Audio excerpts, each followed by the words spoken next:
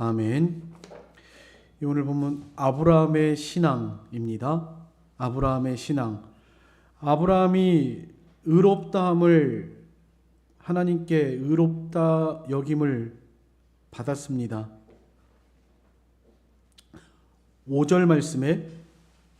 5절 말씀 한번 보겠습니다. 4장 5절입니다.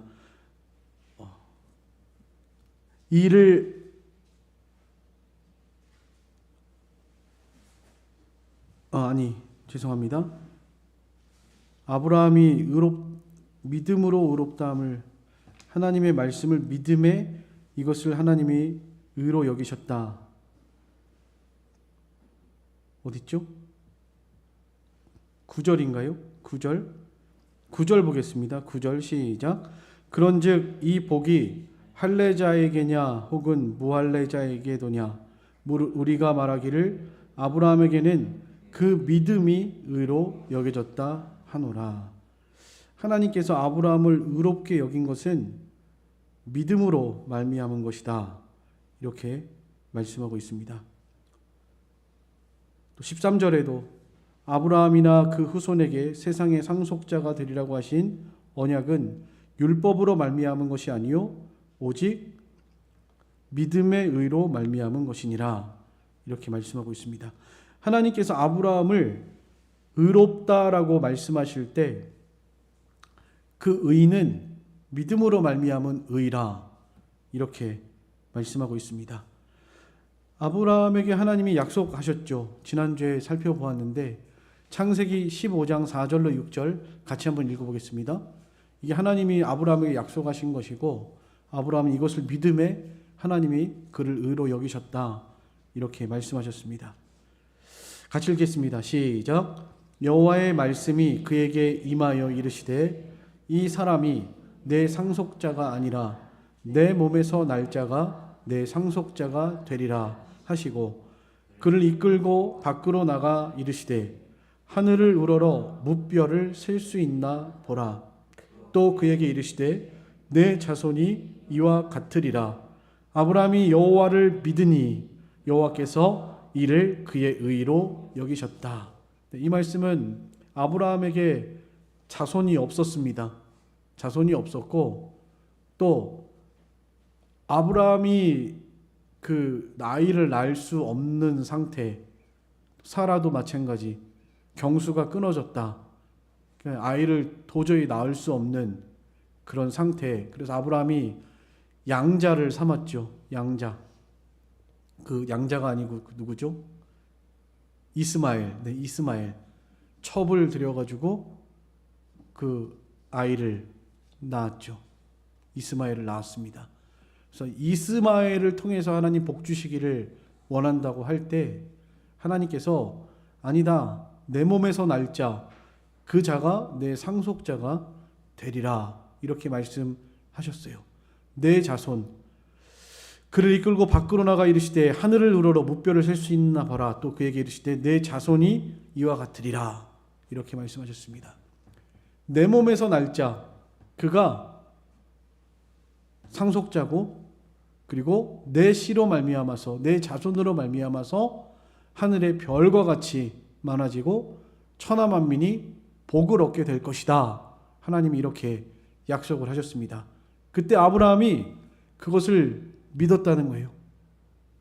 그리고 아브라함이 이것을 믿을 때 여기 내 자손이라고 할 때 이 내 자손은 예수 그리스도를 의미합니다. 갈라디아서 3장 16절 같이 한번 읽어보겠습니다. 갈라디아서 3장 16절입니다. 다 같이 읽겠습니다. 시작.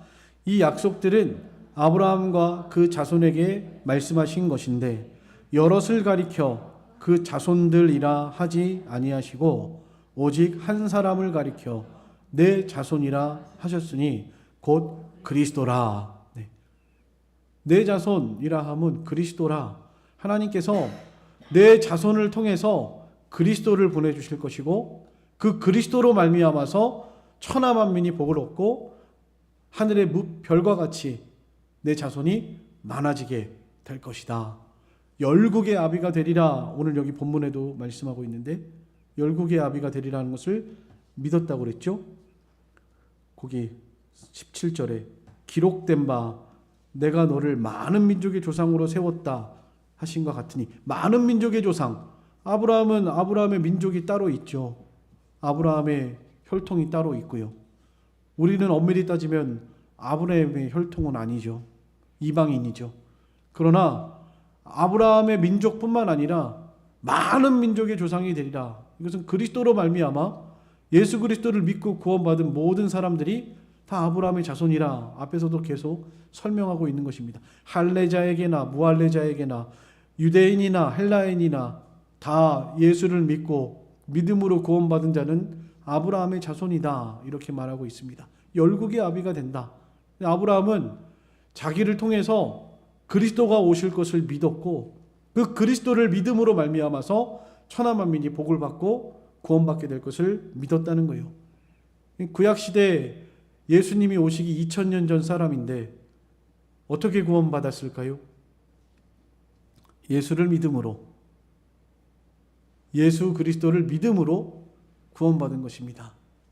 아직 예수님이 오시지 않았어도 장차 그리스도가 오셔서 우리의 모든 죄를 사해 주실 것이다, 하나님께서 그리스도를 보내주실 것이다, 이것을 믿음으로 구원받은 것입니다.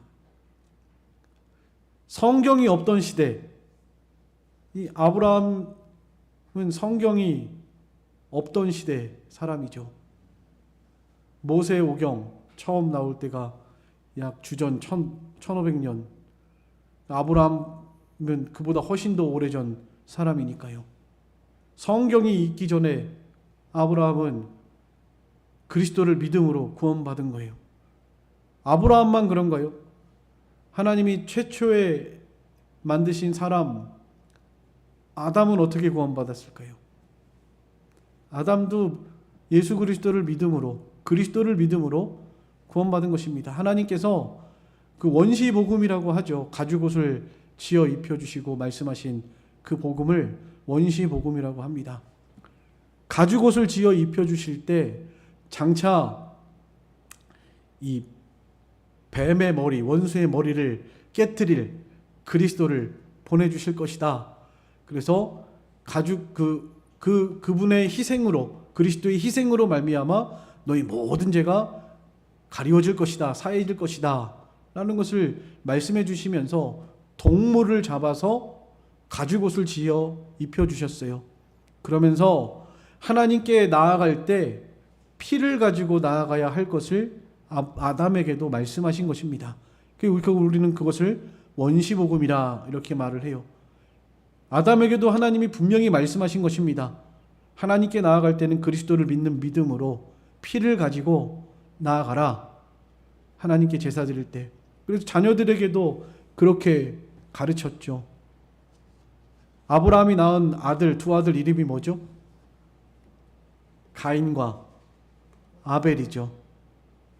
가인과 아벨이 하나님께 제사 드릴 때 가인은 아버지의 말을 믿지 않고 곡식을 가지고 나아갔죠.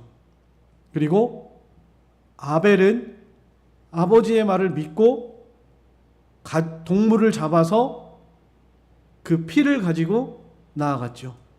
그때 하나님께서 아벨의 제사는 받으셨고 가인의 제사는 받지 않았다고 그랬습니다. 그래서 히브리서 11장에서는 아벨이 믿음으로 더 나은 제사를 드렸다라고 말하고 있어요. 그 믿음으로 더 나은 제사를 드리니까 그게 뭐예요? 그리스도를 믿는 거예요. 그게 바로. 그러니까 아담의 후손 아벨도 장차 그리스도께서 오셔서 우리의 모든 죄를 사해 주실 것이다 라는 믿음으로, 그 더 나은 믿음을 가지고 나아가서 하나님께 예배드리고 제사드렸기 때문에 하나님이 그 제사를 받으셨다는 것입니다. 구약시대의 모든 제사에 그 동물을 잡아서 피를 흘리게 하고 그 피를 가지고 하나님께 가지고 나아가는 이 모든 것이 무슨 의미죠? 그 동물, 어린 양은 예수 그리스도를 의미해요. 그리스도를 의미하고 그 동물의 피는 그리스도의 십자가 보혈을 의미하는 것입니다. 그래서 제사를 드릴 때도 그냥 형식적으로만 제사를 드려서는 하나님이 그 제사를 받지 않으시고요. 믿음으로 제사를 드릴 때 그 제사를 받으셨던 것입니다. 오늘날 우리들도 마찬가지죠. 하나님 앞에 예배 드리러 나오셨는데 예배를 드릴 때도 마찬가지예요. 그냥 몸만 와서 앉아있는 그런 예배가 되지 않고 믿음으로 드리는 예배가 되기를 소망합니다. 예수님이 나의 죄를 사해 주시고 나의 모든 죄를 씻어 주신 그 은혜에 감사해서 감사함으로 찬양과 영광을 하나님께 돌려드리는 이런 예배자야말로 하나님이 기뻐하시는 예배자고 그러한 예배를 하나님이 받으신다는 것입니다. 그러니까 아브라함도 믿음으로 의롭다함을 얻은 것이고요. 구약시대의 성도들도 오실 예수 그리스도를 믿음으로 의롭다함을 얻은 것이고요. 오늘날 우리들 신약시대 성도들은 그 오신 예수 그리스도 십자가를 지시고 우리를 위해서 피 흘려주신 그분을 믿는 믿음으로 우리는 의롭다함을 얻는 것입니다. 그러니까 아브라함도 오실 예수 그리스도를 믿음으로 의롭다함을 얻었다라는 것을 앞에서 그 우리 4장 1절부터 16절까지 말씀을 통해서 우리 함께 지난주에 말씀을 상고했습니다. 이 아브라함도 오실 예수 그리스도를 믿음으로 의롭다함을 얻었습니다. 그게 바로 아브라함의 신앙이에요. 아브라함의 믿음이고요. 예수 그리스도를 믿음으로 의롭다함을 얻었다. 그리고 두 번째 아브라함의 신앙, 오늘 제목 아브라함의 신앙인데 두 번째는 약속하신 것을 반드시 이루시는 하나님으로 믿었습니다. 아브라함은 하나님을 믿을 때 약속하신 것을 반드시 이루시는 그런 하나님으로 믿었습니다. 17절 같이 한번 읽어보겠습니다. 17절부터 17절 한번 같이 읽겠습니다. 17절 시작. 기록된 바 내가 너를 많은 민족의 조상으로 세웠다 하심과 같으니 그가 믿은 바 하나님은 죽은 자를 살리시며 없는 것을 있는 것으로 부르시는 이시니라. 이 하나님의 약속을 믿었습니다. 많은 민족의 조상으로 세웠다.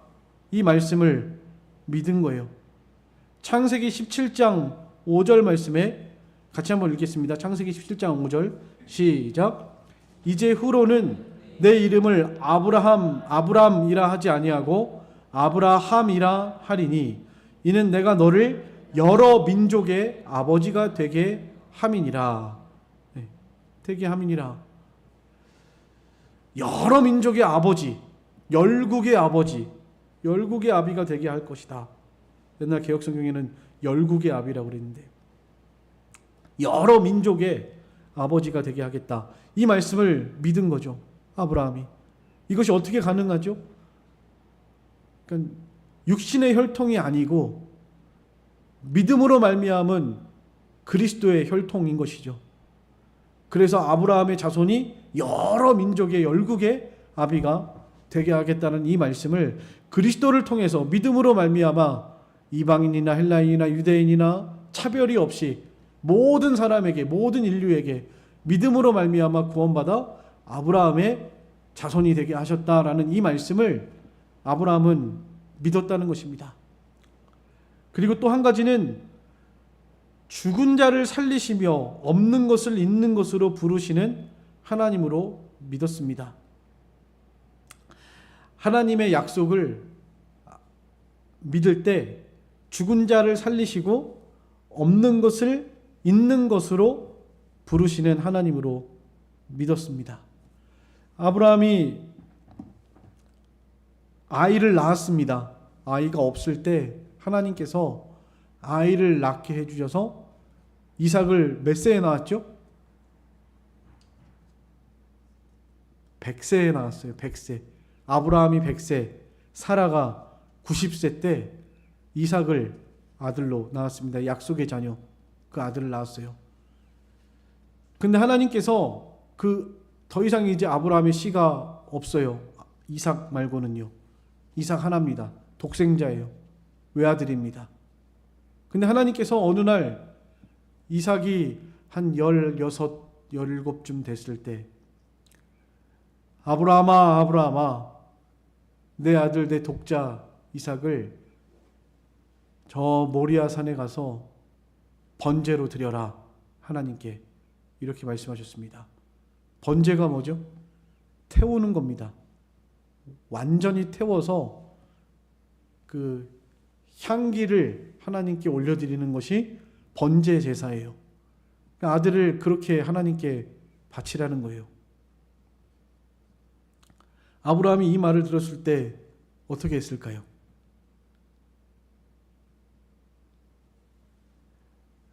어떻게 했을까요? 히브리서 11장 17절 한번 찾아보겠습니다. 히브리서 11장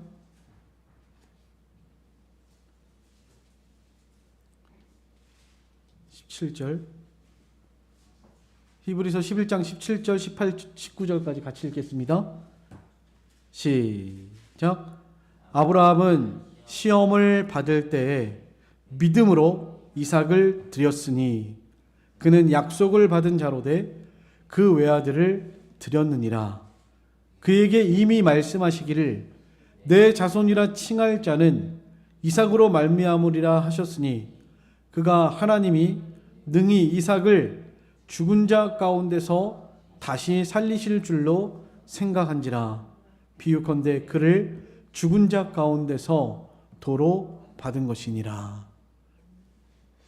아브라함이 하나님께서 이삭을 바치라고 할 때 하나님께 묻지도 따지지도 않았습니다. 보통 사람 같으면 아마 묻고 따졌을 것 같아요. 저 같아도 아마 그랬을지 모르겠습니다. 아마 그랬을 거예요. 하나님, 어떻게 아들을 바치라고 하십니까? 하나님께서 이 아들을 통해서 그리스도 보내주겠다고 약속하셨지 않습니까? 근데 지금에 와서 왜 아들을 바치라고 하십니까? 아마 보통 사람 같으면 다 그렇게 하나님께 따지고 물었을 것 같습니다. 좀 못 바치겠습니다. 아마 그랬겠죠. 하나님이 이랬다 저랬다는 하나님이십니까? 왜 약속한 것도 안 지키십니까? 저는 절대로 못 바칩니다. 아마 그랬을지 모르겠습니다. 근데 아브라함은 한마디도 묻지도 따지지도 않고 아침 일찍 일어나서 갔죠. 아들을 데리고 아들에게 번제 나무를 지어가지고 갔습니다. 그래서 한치의 망설임도 없이 아들을 묶어놓고 번제로 드리려고 묶어놓고 이제 죽이려고 칼을 들었죠. 그랬더니 하나님이 아브라함을 부르셨어요. 아브라함아, 아브라함아, 됐다. 이제야 네가 나를 경외하는 줄을 알았다. 하면서 아브라함을 그 하나님을 경외하는 그 신앙을 드러내시고 그리고 아브라함을 벗이라 하셨죠. 벗. 아브라함을 벗이라 하셨습니다. 벗. 그래서 그 아들 이삭을 하나님이 죽이지 않도록 하셨죠. 그런데 아브라함은 그 믿음이 어떤 믿음이었다고요? 죽일 때? 죽여도 하나님께서 자기가 하신 말씀을 약속하신 것을 이루시기 위해서 죽은 이삭을 다시 살려서라도 반드시 약속하신 것을 이루실 것이다. 이렇게 믿었다는 거예요. 그래서 죽은 가운데서 도로 받은 것이다. 이렇게 믿었습니다. 이 아브라함의 신앙이 우리가 상상할 수 없는 이 대단한 신앙이에요. 그래서 믿음의 조상입니다. 믿음의 조상. 하나님이 벗이라 칭한 사람이에요. 하나님이 독생자 예수 그리스도를 이 땅에 보내주실 때 그 마음을 아브라함은 아마 알았을 것 같습니다. 하나님께서도 우리를 위해서 독생자 예수 그리스도를 이 땅에 보내주셨죠. 이 아브라함의 신앙 정말 대단한 신앙입니다. 우리가 본받아야 할 신앙이고요. 믿음으로 말미암아 의롭다함을 받았을 뿐만 아니라 약속하신 것을 반드시 이루실 줄로 믿는 그런 믿음의 사람이었습니다. 오늘 여기 본문에도 그렇게 말하고 있죠. 오늘 본문 18절입니다. 18절 한번 같이 읽겠습니다. 시작. 아브라함이 바랄 수 없는 중에 바라고 믿었으니 이는 내 후손이 이 같으리라 하신 말씀대로 많은 민족의 조상이 되게 하려 하심이라. 그가 100세나 되어 자기 몸이 죽은 것 같고 사라의 태가 죽은 것 같음을 알고도 믿음이 약하여지지 아니하고 믿음이 없어 하나님의 약속을 의심하지 않고 믿음으로 견고하여져서 하나님께 영광을 돌리며 약속하신 그것을 또한 능히 이루실 줄을 확신하였으니 그러므로 그것이 그에게 의로 여겨졌느니라. 이 아브라함을 믿음으로 말미암아 하나님이 의롭다 하심을 얻게 하셨습니다. 그리스도를 믿는 믿음이 있는 거죠. 하나님의 약속은 변하지 않는다. 반드시 하나님이 그리스도 보내주시겠다고 하는 이 약속 지키진다. 그리스도로 말미암아 우리의 모든 죄가 사해지고 열국의 많은 천하 만민이 복을 받게 되고 또 하나님의 약속하신 대로 믿음의 조상 열국의 아비가 될 것이다 하는 이 약속을 철저하게 믿었던 것이에요.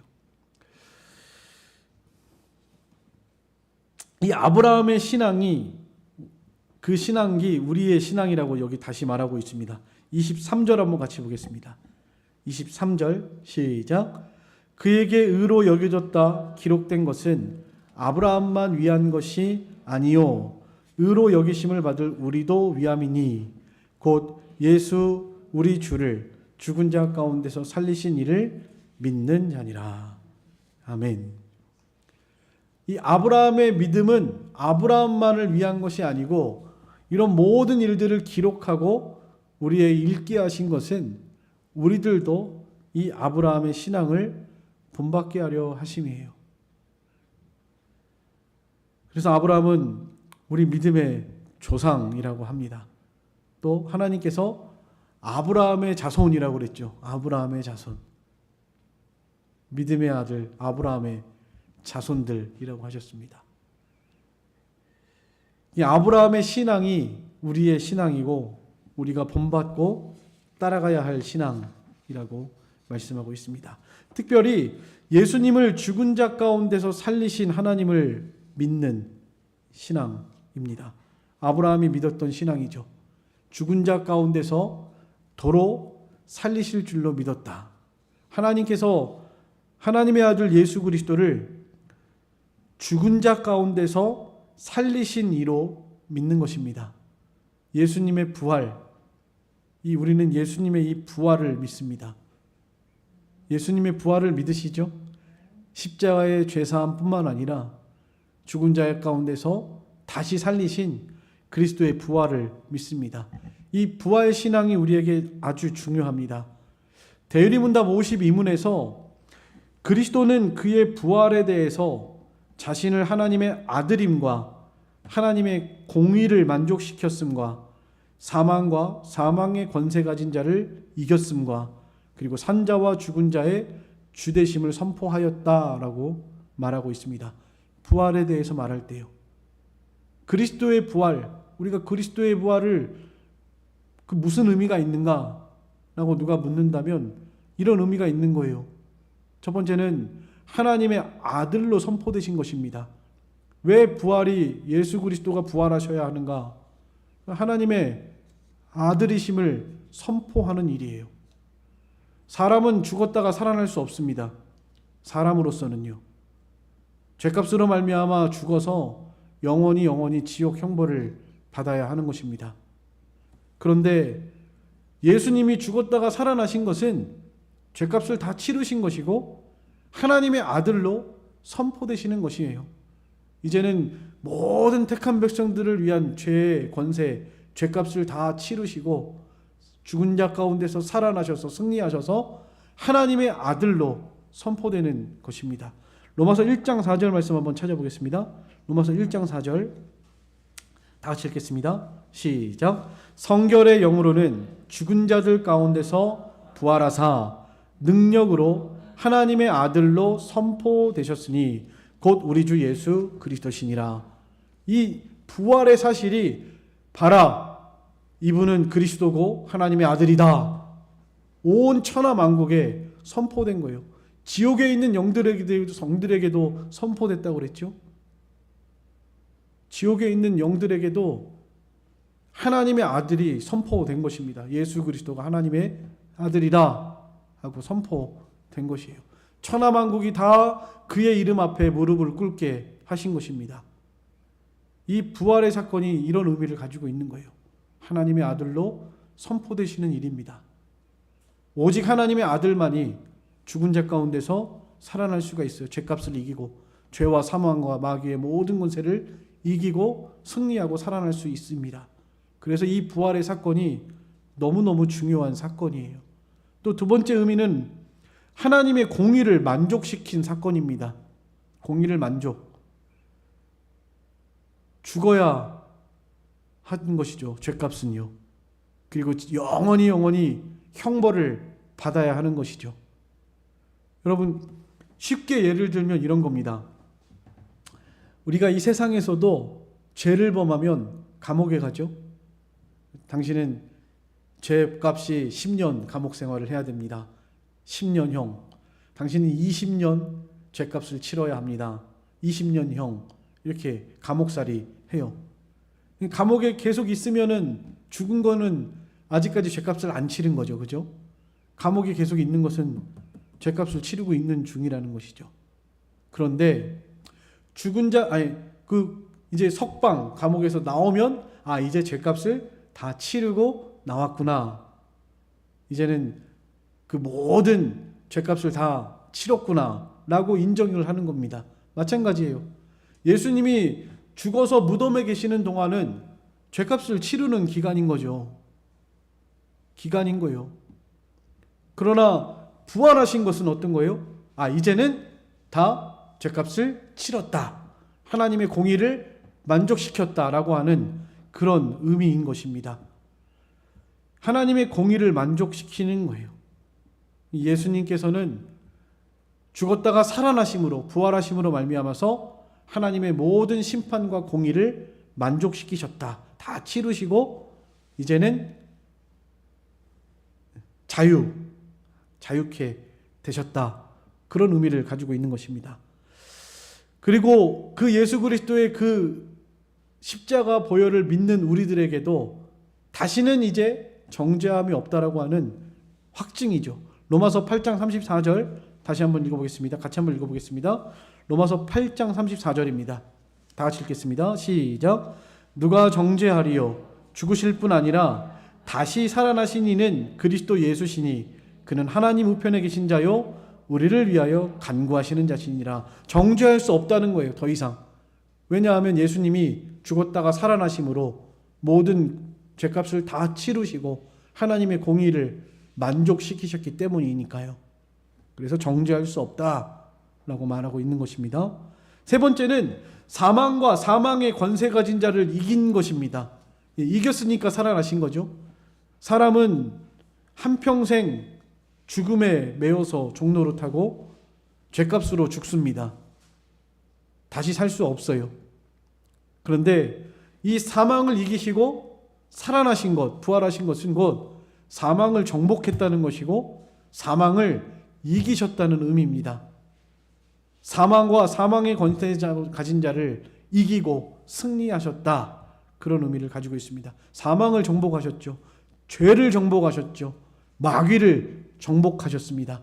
그래서 우리에게 죄와 마귀와 사망의 모든 권세를 이기는 권세를 주셨어요. 그래서 우리는 다시는 죄에 종노릇하지 아니할 수 있고 마귀에게 종살이하지 않을 수 있고 사망, 죽는 것 때문에 무서워하지 않을 수 있습니다. 왜냐하면 거기서 다 노임받게 하셨으니까요. 그래서 우리 실제로 죽어도 죽는 것이 아니고요. 잠자는 것이에요. 성경에 잠잔다라는 표현이 많이 있죠. 잠깐 잠자고 있다가 예수님이 다시 재림하실 때 부활하게 되는 것입니다. 이따가 봐야 되는데 지금 한번 볼까요? 데살로니가전서 4장 16절 데살로니가 전서 4장 16절입니다. 같이 한번 읽어보겠습니다. 시작. 주께서 호령과 천사장의 소리와 하나님의 나팔로 친히 하늘로 쫓아 강림하시리니 그리스도 안에서 죽은 자들이 먼저 일어나고 그 후에 우리 살아남은 자도 저희와 함께 구름 속으로 끌어올려 공중에서 주를 영접하게 하시니 그리하여 우리가 항상 주와 함께 있으리라. 예수님 다시 재림하실 때 우리는 예수님과 같이 부활하게 됩니다. 다시 살아나는 거예요. 무덤에 있던 성도들이 먼저 살아나고 그리고 그때까지 살아있던 성도들도 부활의 몸으로 변화되어서 항상 주와 함께 있게 된다라고 말씀하고 있습니다. 예수님 재림하실 때 우리는 다 부활합니다. 부활해요. 그럼 그전에는 어디 있냐? 육신은 땅에 묻혀 있고 영혼은 하나님 나라에 먼저 가 있는 것이죠. 영혼이 먼저 가 있습니다. 영혼. 예수님이 그랬죠. 오늘 밤 내가 나와 함께 낙원에 있으리라. 예수님이 하신 말씀처럼 우리는 예수님과 함께 낙원에 먼저 가 있는 거예요. 그랬다가 예수님이 다시 오실 때 무덤을 열고 육체가 다 부활하고 우리 몸도 호련히 변화되어서 부활의 몸을 입고 그리스도와 함께 영접하고 영원히 주와 함께 있게 되는 것입니다. 죽은 자를 살리시는 하나님, 부활을 믿으십니까?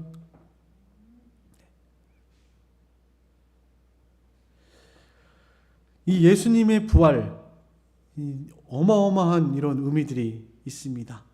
또 마지막으로 산자와 죽은 자의 주되심을 선포하는 것입니다. 로마서 14장 9절 같이 읽겠습니다. 시작. 이를 위하여 그리스도께서 죽었다가 다시 살아나셨으니 곧 죽은 자와 산자의 주가 되려 하심이라. 로마서 14장 9절.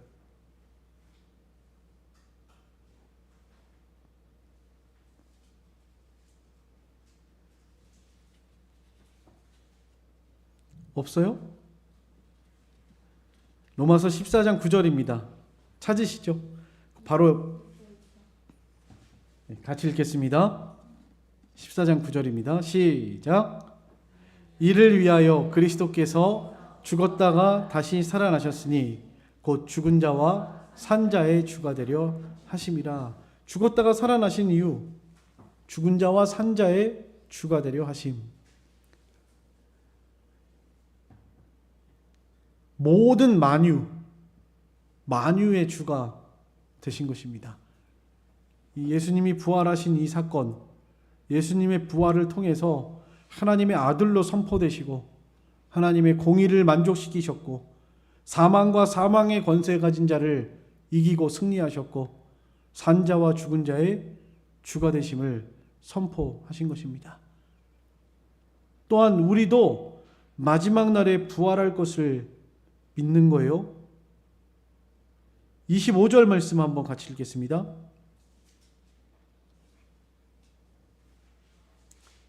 25절 다 같이 읽겠습니다. 시작. 예수는 우리가 범죄한 것 때문에 내어줌이 되고 또한 우리를 의롭다 하시기 위하여 살아나셨느니라. 우리의 의롭다 하심을 위해서 살아나셨고 또 이 예수님의 부활로 말미암아서 우리에게 주시는 유익 가운데 우리 성도들의 부활할 것을 우리에게 말씀하고 있습니다. 이 그리스도는 부활로서 죽음을 이기셨고 죽음으로 얻으신 의로 우리에게 참여하게 하셨습니다. 로마서 4장 24절 예수는 우리가 범죄한 것 때문에 내어줌이 되고 또한 우리를 의롭다 하시기 위하여 살아나셨다. 이렇게 말씀하고 있죠. 범죄한 것 때문에 내어줌이 되었고 의롭다 하심을 위하여 살아나셨다. 예수님의 부활 사건은 우리의 의롭다 하심을 얻게 하시는 것입니다. 죄사함과 의롭다 하심을 얻게 하시려고 십자가와 부활의 이 사건이 있는 것입니다.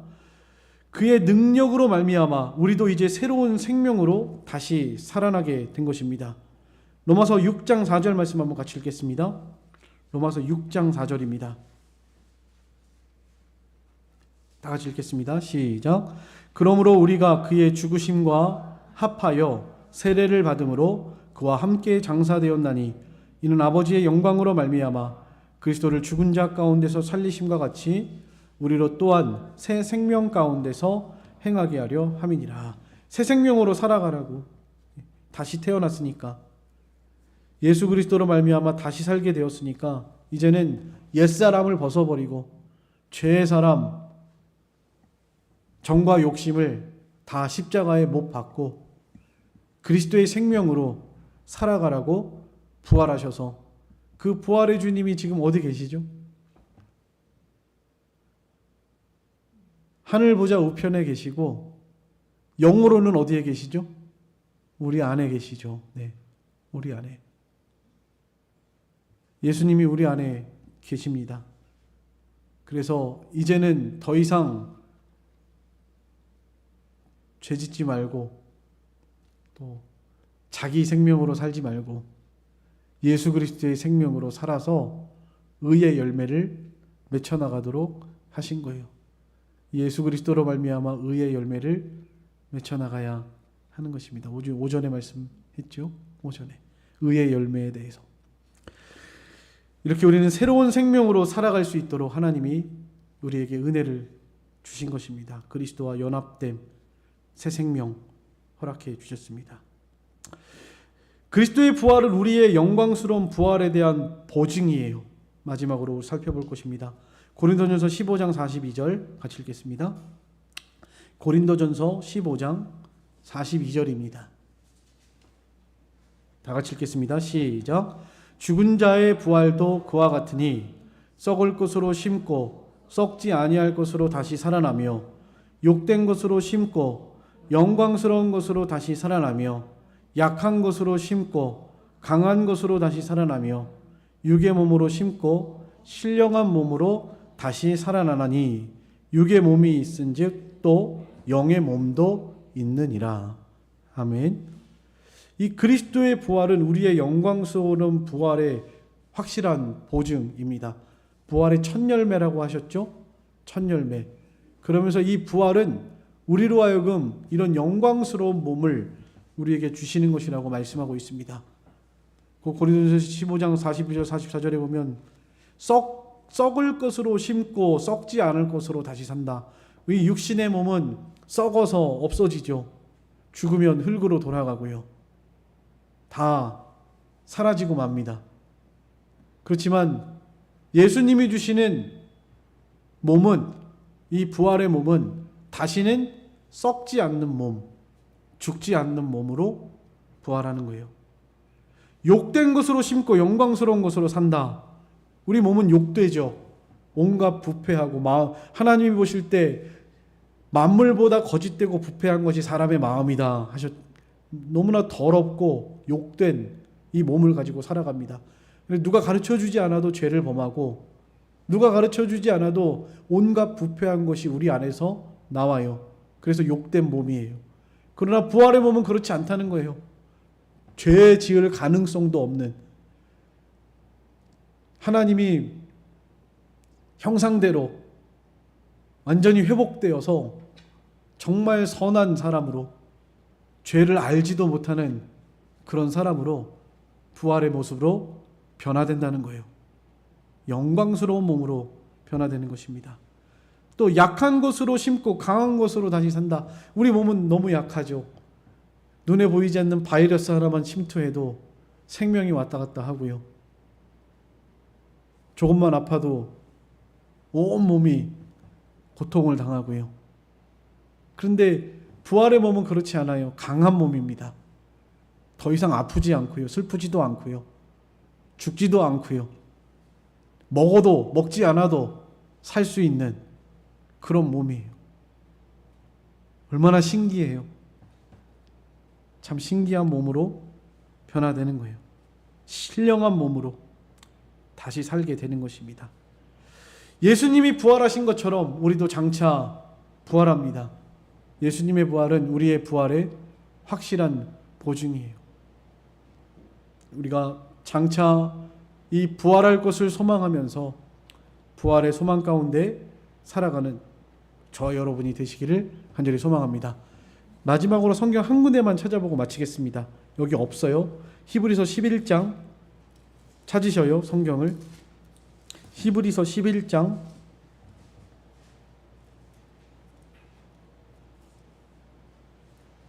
16절입니다. 이 아브라함의 신앙을 말하면서 아브라함과 이삭과 야곱의 신앙을 쭉 말하면서요. 그들이 장막치고 살았는데 돈이 없어서가 아니고 장막치고 산 이유를 말하고 있습니다. 16절 다 같이 읽겠습니다. 시작. 그들이 이제는 더 나은 본향을 사모하니 곧 하늘에 있는 것이라.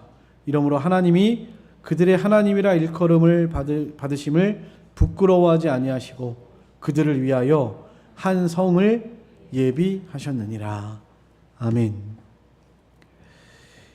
우리 아까 찬양하셨죠. 저 멀리 배는 나의 시온성, 오 거룩한 곳 아버지 집. 그 집을 사모하는 거예요. 아브라함은 이 땅을 살아가는 동안에도 부활의 소망 가운데에서 아버지 집을 사모하는 가운데에서 살아갔습니다. 우리가 이 세상을 살아가는 동안에 아브라함과 같은 신앙으로 부활의 소망 가운데에서 하나님 나라를 소망하며 살아가는 저희들의 신앙생활 되시기를 간절히 소망합니다. 기도하겠습니다.